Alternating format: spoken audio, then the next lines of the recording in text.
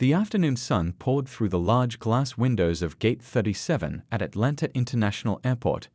Flight 372 to Miami was beginning to board, and the usual mix of excited vacationers and tired business travelers lined up with their carry-ons and neck pillows. Among the crowd stood a boy around 12 years old named Devin, clutching his boarding pass. He wore a neat blue polo shirt and khaki pants, with new sneakers that still had that fresh out-of-the-box look. This was his third time flying alone to visit his grandparents in Miami, but he still felt those familiar butterflies in his stomach. First-class passengers and those needing special assistance may now board, announced the gate agent through the crackling speaker system. Devin looked down at his boarding pass. Seat 2A, first class. His dad always made sure he traveled comfortably when flying alone. With a deep breath, he joined the short line of well-dressed passengers heading down the jet bridge. On board, a friendly flight attendant named Rosa greeted him with a warm smile. "Good afternoon, young man. May I see your boarding pass?" Devin handed it over, standing up straight like his father had taught him. "Seat 2A, right this way." Rosa gestured toward the spacious first-class cabin. "Would you like something to drink before takeoff? We have apple juice, orange juice, or water." "Apple juice, please," Devin replied politely, settling into the wide leather seat by the window. More passengers filtered in, filling the first-class cabin. A businessman with tired eyes took the aisle seat next to Devin, offering a quick nod before burying himself in his laptop. 3 rows behind, a woman in her 50s boarded with an air of importance. She had perfectly highlighted blonde hair, oversized designer sunglasses perched on top of her head, and a matching set of expensive luggage. Her name was Patricia, but everyone at her country club called her Trish. She glanced around the cabin as if taking inventory, nodding with satisfaction at her fellow first-class passengers. Meanwhile, in the cockpit, Captain James Wilson reviewed the flight plan with his co-pilot. As one of the airline's most experienced pilots, he commanded respect throughout the company. With 20 years of flying experience and a perfect safety record, passengers were always in good hands when Captain Wilson was at the controls. "Looks like clear skies all the way to Miami," he said, flipping through the weather report. "Should be a smooth ride." His co-pilot nodded in agreement. "By the way, isn't your son on this flight?" Captain Wilson smiled proudly. "Yep, Devin's in first class. He's visiting my parents for spring break. They're planning to take him fishing in the Keys." Back in the cabin, Devin sipped his apple juice while looking through the window at the ground crew loading luggage. He brought his favorite book for the flight, but for now, he was content watching the airport bustle. Patricia settled into her seat, arranging her belongings precisely how she liked them. She'd flown this route dozens of times and considered herself a VIP customer. When Rosa approached with a drink tray, Patricia barely looked up as she ordered her usual gin and tonic. "We'll be taking off shortly," Rosa announced to the cabin. "Flight time to Miami today is approximately 2 hours and 15 minutes. The final passengers hurried aboard, some rushing past first class to the main cabin. The plane gradually filled with the sounds of overhead bins closing, seatbelts clicking, and the murmur of conversations. Devin watched as a young family with a crying baby was seated in the main cabin.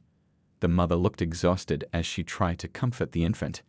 He remembered his dad telling him that flying could be hard on babies because of the pressure changes in their ears. As the boarding process neared completion, flight attendants began their final cabin checks. The plane hummed with pre-flight activity, the soft ding of the service bell, the rustle of safety cards being examined, and occasional laughter from passengers sharing stories. Patricia scrolled through her phone, frowning at an email from her assistant. She was so absorbed that she hadn't yet noticed the young boy sitting a few rows ahead. That would soon change, and when it did, Flight 372 would become memorable for reasons no one could have anticipated. The cabin doors closed with a heavy thud. Flight 372 was now ready for departure, but the real journey was about to begin. The seatbelt sign dinged on as Flight 372 prepared for departure. Devin had already pulled out his book, eager to continue the adventure story he'd started yesterday. The businessman next to him had fallen asleep almost immediately, his breath coming in soft, even puffs. Patricia took a long sip of her gin and tonic, her eyes wandering around the first-class cabin. She prided herself on knowing who belonged where. After 20 years as a real estate agent in Atlanta's most exclusive neighborhoods, she had developed what she called a sixth sense about these things. Her gaze landed on Devon, and she paused mid-sip. Something didn't seem right to her. A young boy, alone in first class? She watched him for a moment, noting his tidy appearance but immediately jumping to conclusions. "Excuse me," Patricia whispered, trying to catch the attention of a passing flight attendant. When the young woman didn't hear her, Patricia pressed the call button with an impatient finger. Rosa appeared at her side within moments. "Yes, ma'am. How can I help you?" Patricia leaned in close, as if sharing an important secret. "There seems to be a mix-up with the seating arrangements," she said, supplely nodding toward Devon. "That child up there in 2A. I don't think he's supposed to be in first class." Rosa followed Patricia's gaze toward Devon, who was completely absorbed in his book. "I assure you, all passengers are in their assigned seats," she replied with a professional smile. "Is there something else I can help you with?" Patricia's lips tightened into a thin line. "Look, I fly this route twice a month. I know how things work. There's just no way that boy has a first-class ticket. Perhaps he wandered in during boarding and sat down." Rosa maintained her calm demeanor. "Ma'am, we check every passenger's boarding pass before they're seated. Everyone in this cabin has a valid first-class ticket." "Well, there must be some mistake," Patricia insisted, her voice rising slightly.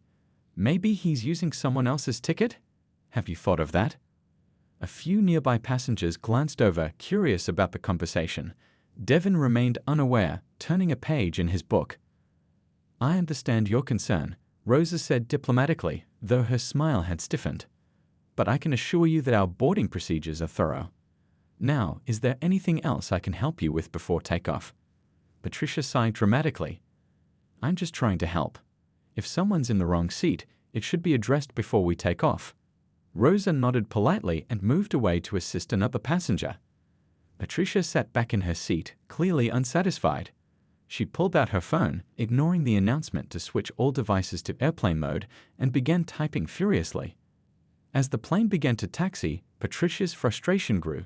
She couldn't let it go. In her mind, she was doing everyone a favor by pointing out this obvious mistake. She unbuckled her seatbelt and half stood, craning her neck to get another look at Devon.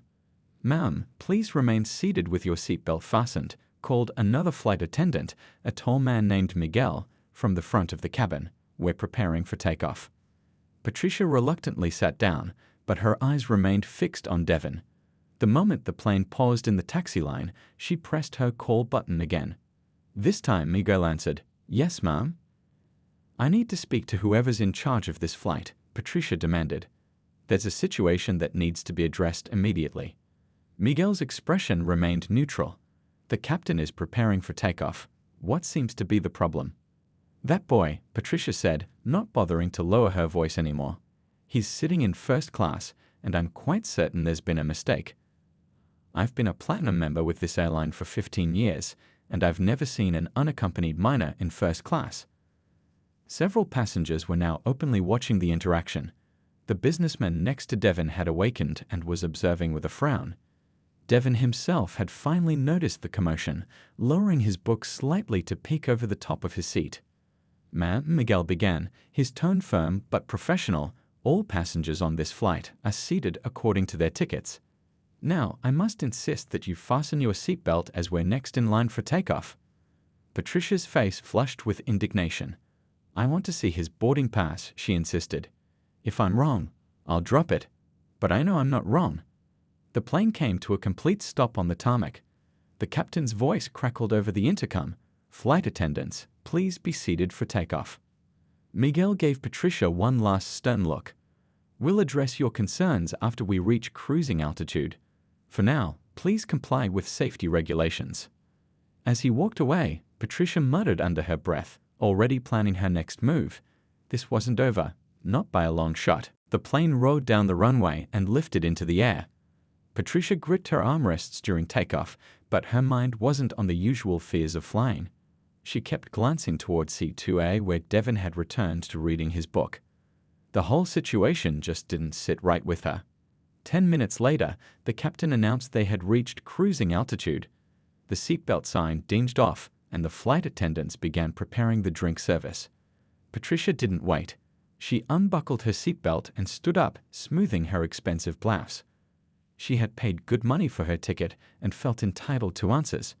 With determined steps, she walked toward the front of the cabin and stopped directly beside Devon's seat. "Excuse me, young man," she said, her voice dripping with fake sweetness. Devon looked up from his book, slightly startled. "Yes, ma'am." "I think there's been a little mix-up," Patricia continued, smiling in a way that didn't reach her eyes. "This is the first-class section. Do you know where you're supposed to be sitting?" The businessman next to Devon looked up from his laptop with a frown. Devon blinked, confused but composed. "This is my seat," he answered politely. "2A, it's on my boarding pass." Patricia let out a small laugh, as if he told a joke. "Sweetheart, this can't be right. First class is very expensive. Perhaps you accidentally wandered in here during boarding? The regular seats are just behind that curtain." A woman across the aisle put down her magazine, now openly watching the interaction. Other passengers began to take notice too. "No, ma'am," Devon said firmly, though his voice trembled slightly. "This is definitely my seat. The flight attendant checked my ticket." Patricia's smile tightened. "Well, why don't we just double-check? May I see your boarding pass?" I put it in my backpack," Devon said, reaching toward the floor. "Don't bother," came a voice from behind Patricia. It was Rosa, the flight attendant, pushing the beverage cart. "Is there a problem here?" Patricia turned, relief washing over her face. "Yes, actually. I'm just trying to help this young man find his proper seat. There seems to be some confusion." Rosa's expression remained professional, but a hint of irritation flashed in her eyes. "There's no confusion, ma'am. Every passenger on this flight is in their assigned seat." "But surely you don't expect me to believe," Patricia began. "Ma'am," Rosa interrupted firmly, "I personally checked his boarding pass. Now, would you please return to your seat? You're blocking the aisle, and we need to continue with our service." Patricia stood her ground. "I'd like to speak to your supervisor." By now, the entire first-class cabin was watching. Devon sank lower in his seat, clearly uncomfortable with the attention. "Is everything okay here?" Miguel asked, appearing from behind the cockpit door. "No, everything is not okay," Patricia said, her voice rising. "I'm trying to point out an obvious mistake, and no one is listening to me. This child cannot possibly have a first-class ticket. I want to see proof right now." Miguel's professional demeanor remained intact, but his voice took on an edge. "Ma'am, we don't typically ask our passengers to prove they belong in their seats. That would be inappropriate and potentially humiliating." "Then I want to speak to the captain," Patricia demanded. "Surely he'll understand my concerns about maintaining proper standards." A few passengers muttered disapprovingly. One woman shook her head and whispered something to her husband. The businessman next to Devon had removed his earbuds and was watching with undisguised annoyance. "The captain is currently flying the plane," Miguel replied evenly. "Now, I must insist that you return to your seat, or we'll have to take further action." "What kind of action?" Patricia challenged, crossing her arms. "We have protocols for passengers who disrupt the flight," Miguel explained. "Please don't make this situation escalate further." Devon looked close to tears now, though he was trying hard to maintain his composure. The book lay forgotten on his lap. "I paid over $1,000 for my ticket," Patricia said loudly, as if addressing the entire cabin. "I think I have the right to question why the rules seem to apply differently to some people." A tense silence fell over the first-class cabin. Miguel and Rosa exchanged glances, clearly deciding how to handle the situation. And then, unexpectedly, the cockpit door opened again. Everyone in first class turned toward the cockpit door as it swung open. A tall flight attendant named Lisa stepped out, looking concerned. She quickly assessed the situation, Patricia standing in the aisle, Miguel and Rosa trying to manage the confrontation, and Devon shrinking in his seat under everyone's gaze. "What's going on here?" Lisa asked, her tone authoritative. As the head flight attendant, she had 20 years of experience dealing with difficult passengers. "This woman is questioning whether this young man belongs in first class," Miguel explained quietly. "We've already confirmed he's in his assigned seat." Lisa nodded and turned to Patricia. Ma'am, I understand you have concerns, but I need to ask you to return to your seat now. Patricia puffed up, sensing a new opportunity to state her case. Finally, someone who might listen to reason. I'm simply pointing out that there appears to be a seating error. That boy. His name is Devon, Rosa interjected, her patience wearing thin. Fine. Devon, Patricia continued with an exaggerated eye roll, is sitting in first class, and I find that highly unusual. In all my years of flying, I've never seen an unaccompanied minor in first class. Lisa's expression remained neutral, but her voice took on a firmer edge. Our airline doesn't have a policy against unaccompanied minors in first class if they have a valid ticket, which he does. Well, I think there's been a mistake, Patricia insisted. Maybe he found a ticket someone dropped or... Are you suggesting he stole a ticket? The businessman next to Devon suddenly spoke up, removing his earbuds completely. Because that's a pretty serious accusation. Patricia's face flushed. I'm not accusing anyone of anything. I'm just saying mistakes happen. By now, passengers in the first few rows of economy class had noticed the commotion and were peering through the gap in the curtain dividing the cabins. Lisa stepped closer to Patricia, lowering her voice.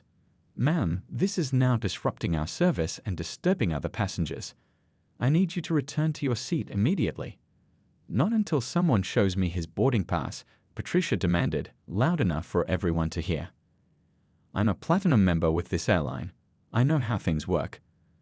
An older gentleman across the aisle cleared his throat. I'm a diamond member, and I think you're making a scene over nothing. Several passengers nodded in agreement.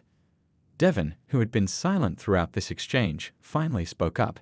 His voice was steady despite his obvious discomfort. I fly to visit my grandparents in Miami 4 times a year. My dad always gets me a first-class ticket. And who is your father? Patricia asked with a skeptical raised eyebrow. Is he aware of how much these tickets cost? The question hung in the air for a moment.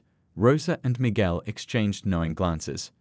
My dad knows exactly how much the tickets cost, Devon replied with quiet dignity. He works for the airline. This gave Patricia pause, but only briefly.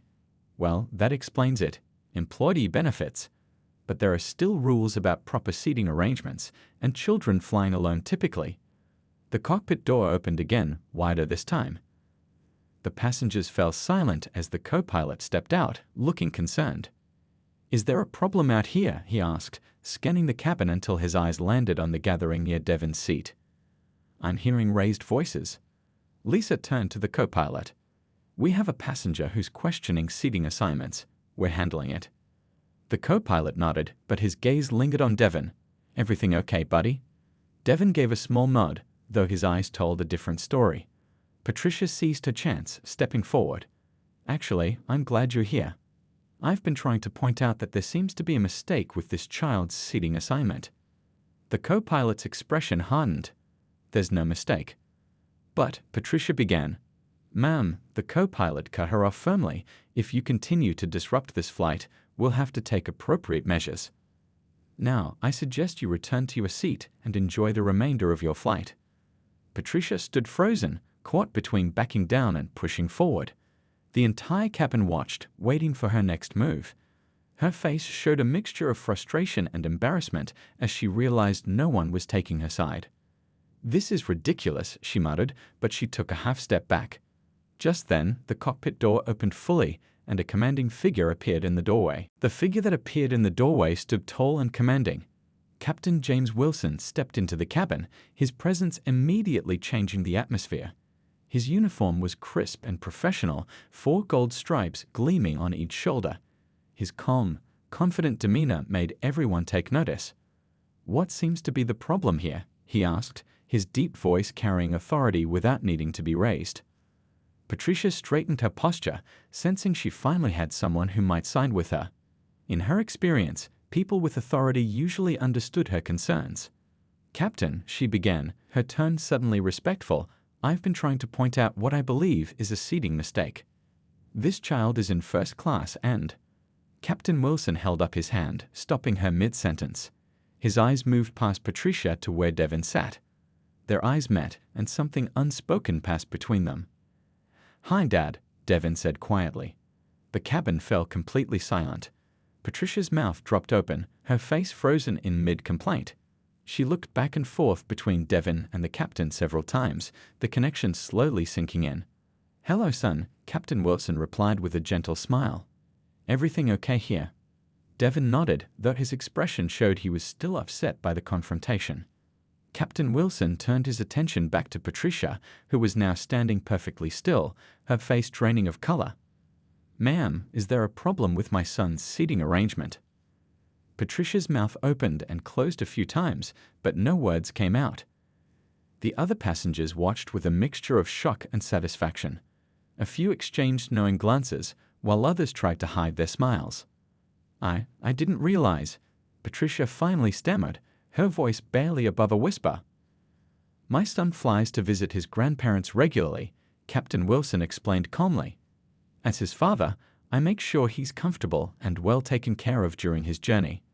The businessman sitting next to Devon cleared his throat to hide a chuckle. An older woman across the aisle didn't bother hiding her satisfied smile.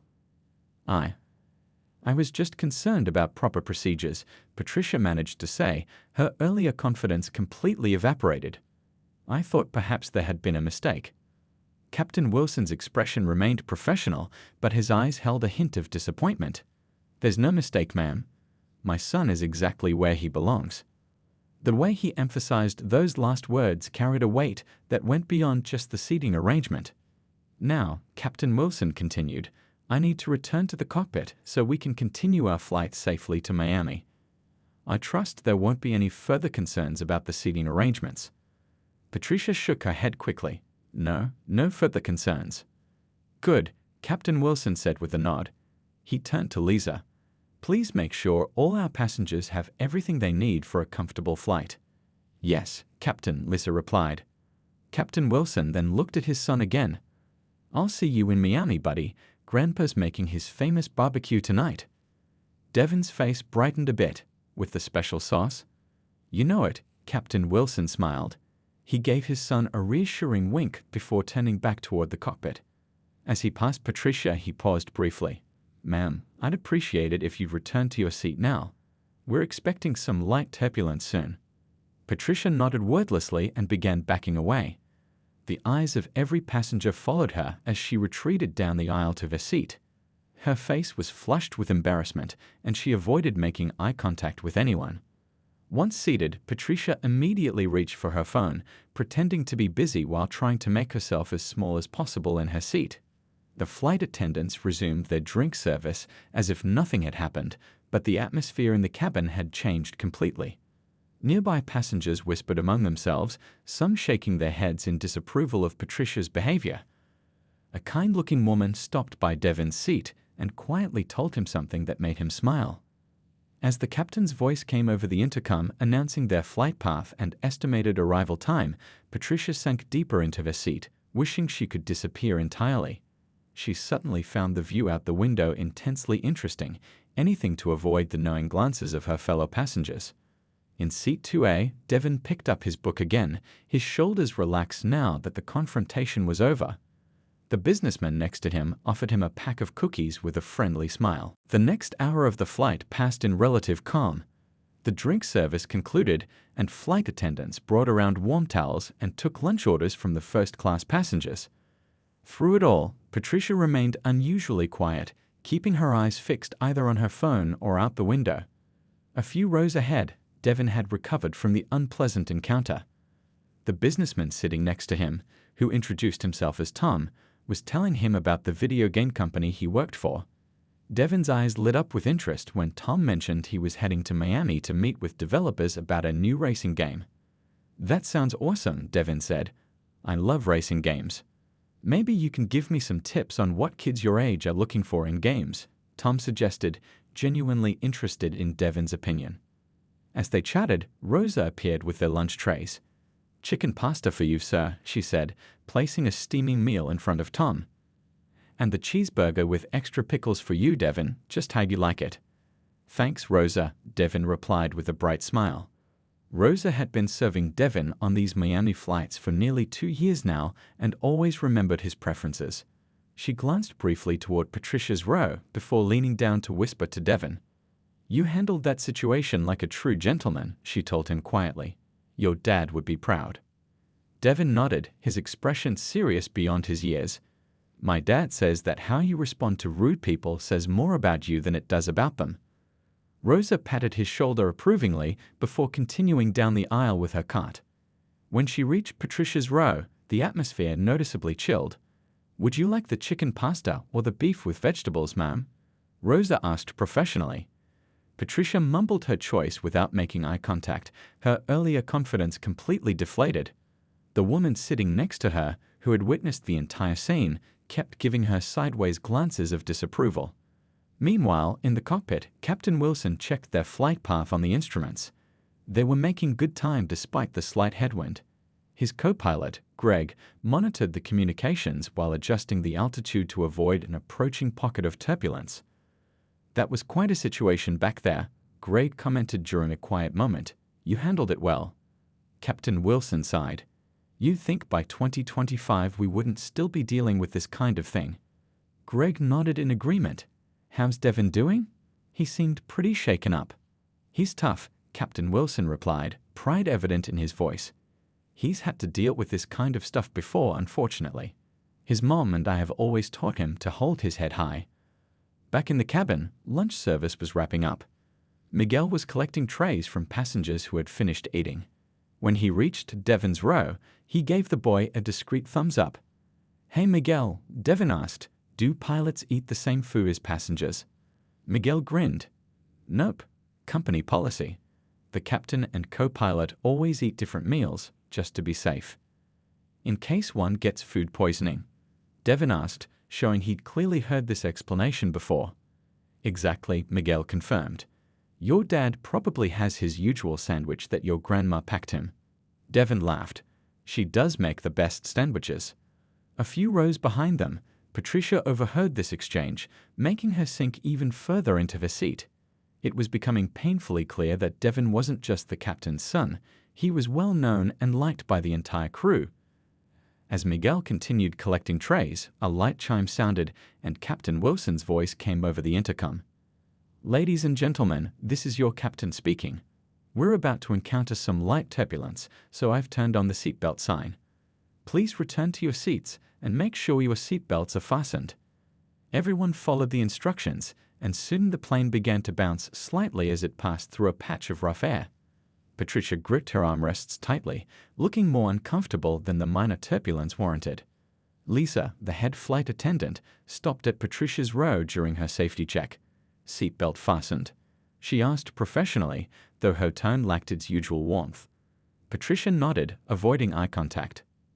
"By the way," Lisa added in a quiet voice, "we'll be speaking with you after we land regarding today's incident. The comfort and dignity of all our passengers is something we take very seriously." She moved on before Patricia could respond, leaving the woman staring wide-eyed after her, the full consequences of her actions beginning to dawn on her. The plane began its descent into Miami International Airport. The seatbelt sign dinged on, and flight attendants moved through the cabin checking that tray tables were up and seats were in their upright positions. Through the windows, the bright Florida sunshine sparkled on the ocean, and the Miami skyline came into view. "Ladies and gentlemen, we're beginning our final approach into Miami," Captain Wilson's voice announced over the intercom. "Local time is 3:45 p.m., and the temperature is a beautiful 82 degrees. We should be on the ground in about 15 minutes. Cabin crew, prepare for landing." Devin peered out his window, excited to see his grandparents soon. Tom, the businessman beside him, was putting away his laptop. "First time in Miami?" Tom asked. "No, I come visit my grandparents a lot," Devin replied. "They live near the beach. My grandpa used to be a pilot too, just like my dad." "Flying runs in the family, huh?" Tom smiled. "Maybe you'll be a captain someday." Devin nodded enthusiastically. "That's the plan. I already know a lot about planes. My dad lets me visit the simulator sometimes." A few rows back, Patricia sat stiffly in her seat, dreading the landing for reasons that had nothing to do with flight safety. The initial shock of her embarrassment had worn off, replaced by a growing anxiety about the discussion Lisa had mentioned. What exactly did that mean? Would there be some kind of official report? Would she be banned from flying with the airline? As the plane descended through the clouds, Patricia rehearsed apologies in her head, trying to find words that might somehow make her actions seem less inappropriate. Nothing sounded right. The wheels touched down with a gentle bump, and a round of loud applause broke out among the passengers. Captain Wilson guided the aircraft smoothly toward their gate, his experienced hands at the controls making the big plane seem nimble as it taxied along the tarmac. "Ladies and gentlemen, welcome to Miami," Rosa announced once they had come to a full stop. "Please remain seated with your seatbelt fastened until the captain has turned off the seatbelt sign. For your safety and comfort, we ask that you please stay seated until those in the rows ahead of you have exited." The seatbelt sign turned off with a cheerful ding. Passengers immediately stood up, retrieving bags from overhead compartments and forming the usual impatient line in the aisle. Patricia remained seated, nervously checking her phone and pretending to write important emails. Maybe if she waited until most people had left, she could avoid any further embarrassment. The cockpit door opened and Captain Wilson emerged. He stopped to chat briefly with the flight attendants before making his way down the aisle, thanking passengers as they disembarked. When he reached Devon's row, his face lit up with a proud smile. "Ready for Grandpa's barbecue?" he asked, ruffling his son's hair affectionately. "Totally ready," Devon replied, grabbing his backpack. "Is Grandma making her banana pudding too?" "You know it," Captain Wilson laughed. He turned to Tom and thanked him for his patience during the earlier disturbance. "No problem at all," Tom replied, shaking the captain's hand. "You've got a great kid there. We had a nice chat about video games." As passengers continued to file out, Lisa appeared at Patricia's row. "Ma'am, could you please come with me? Our customer service manager would like to speak with you briefly." Patricia's stomach dropped, but she nodded and gathered her things. As she stood up, she found herself face to face with Captain Wilson and Devon, who were making their way toward the exit. An uncomfortable silence fell as they all stood in the narrow aisle. Patricia looked at the floor, then summoned her courage and looked up. I want to apologize," she said quietly. "My behavior was completely inappropriate. I made assumptions that were wrong, and I caused a scene that was unnecessary." Captain Wilson regarded her with a measured expression. "Thank you for acknowledging that. I appreciate your apology, but I think there's someone else who deserves to hear it more than I do." He looked down at Devon, who was watching Patricia with cautious eyes. Patricia swallowed hard and turned to the boy. "I'm very sorry for how I treated you. You did nothing wrong, and I had no right to question whether you belonged there. I was wrong, and I apologize." Devon looked up at his father, who gave him a small nod of encouragement. "It's okay," Devon said simply. "My dad says everybody makes mistakes sometimes. It's what you do after that matters." The wisdom in the boy's words wasn't lost on anyone standing there. Patricia felt tears spring to her eyes, both from shame and from the unexpected grace of the child she had tried to humiliate. "Thank you," she whispered. Captain Wilson placed a protective hand on his son's shoulder. "Enjoy your stay in Miami, ma'am," he said professionally before guiding Devon toward the exit. As Patricia followed Lisa toward the customer service desk, she glanced back to see Captain Wilson and Devon being greeted by an older couple at the gate, the grandparents, no doubt. They embraced Devon with obvious joy, while passengers and crew members watched the heartwarming scene. In that moment, Patricia realized that the most important lesson had already been delivered, not by airline policy or customer service, but by a boy wise beyond his years and a father who had taught him the dignity that she herself had forgotten somewhere along the way.